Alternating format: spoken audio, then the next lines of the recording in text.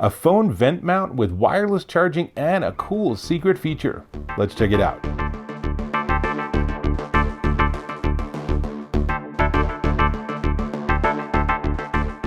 Dave Taylor here, and I'm checking out this. This is the IOTA AutoSense 2 air vent mount with Qi wireless charging and a cool feature. Ready? It actually automatically opens and closes, and there's a proximity sensor. Now, since I don't have power going to it, I'm just using the battery that it has that just gives you just enough juice to open and close it.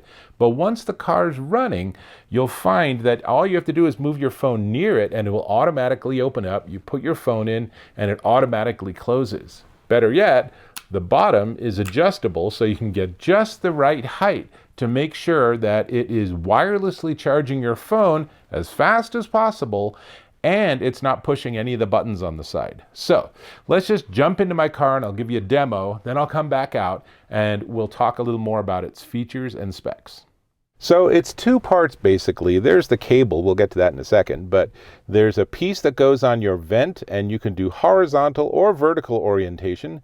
I have horizontally oriented vents, so I'm going to go ahead and adjust this and then put it on my vent, and you can do it whatever works for your vents. So mine work better when I have the tab upward, so I'm going to do that. And then the back of this, it's pretty typical.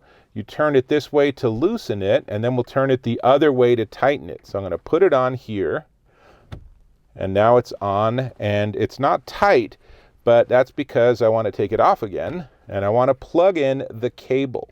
Now, I'm trying to keep the cable neat by having it partially still wrapped up, and it's just plugged into my 12-volt adapter. So now I'm going to put it on here, and then I'm going to tighten it. And that's easy enough to do. And now you're thinking, oh, well, now you have a bit of a problem because it's not plugged in and powered because my car's not on. But it turns out the unit actually has a little bit of extra power. So I can actually put it on and get it just so. Now, when I start the car, watch the top. So there you go. So now it's wirelessly charging. And here's a little handy tip. I can again push the side button to open it up. But a handy tip is that this has 4 different positions. And I encourage you to experiment because I found if I put it all the way down, then on my iPhone 15 Pro, this pushed the volume button, which is not good. So moving it up just one, and then notice the proximity sensor. By simply moving my phone in front of it, it'll open up. But by doing that and by moving this up one, I do get it to charge and it's not pushing the volume button. So this is working perfectly.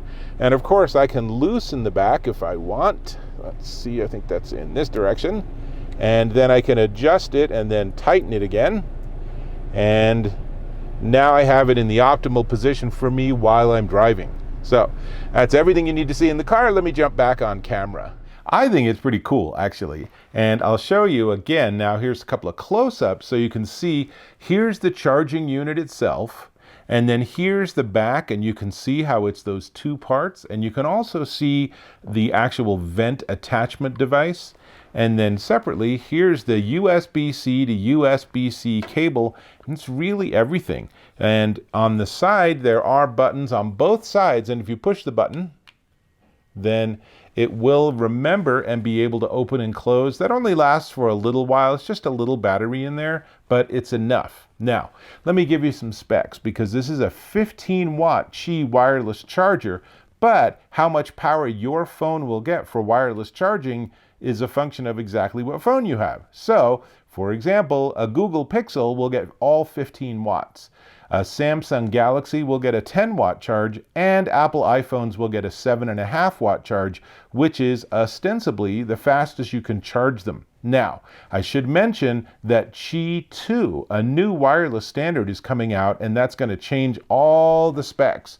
But it's probably a year before we see those products. That standard was just agreed on just like a couple of weeks ago. So we'll see that, but in the interim, I think this is a great solution. Now, on the back, there are vent holes, so it helps dissipate heat as you charge. so that you can charge at the maximum possible speed without worrying about your device overheating. And like I said, it's an auto open and close, and these little buttons let you automatically open and close it separately when your car is not on. And I will also note that on the back that this, let's put that there, actually rotates, so you can install it on a horizontal or vertically oriented air vent. And that's important. You want to spend a minute or two just with this piece by itself, making sure you have it in the best orientation to be stable, because once you have this on here, it works great, but there is some weight. So you really want to have installed it in a way that's going to work well, even when you're hitting a bumpy road.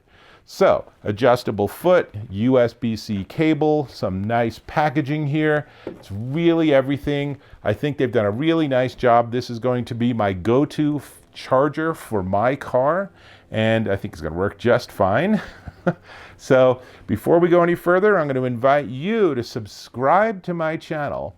Go ahead and click on the bell icon to get notifications, and I always appreciate a thumbs up. And of course, if you'd like, go ahead and leave me a comment. I always respond to my comments, though sometimes that's a full-time job. Cool. All right.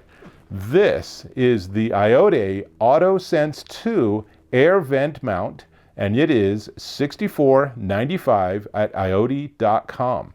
It's a no-brainer, great solution where you have all the best features of an air vent mount with all the adjustability and everything. You also have Qi wireless charging, and you just need to plug it into some sort of a power source. And finally, it also has that auto open and auto close, which I think is actually the best feature of the unit. And I will also say, just in closing, is that I did test it with my iPhone in a MagSafe friendly case, and it worked just fine in that too. So that's everything. I need to get it back in my car, so I'll hope to catch you in my next video.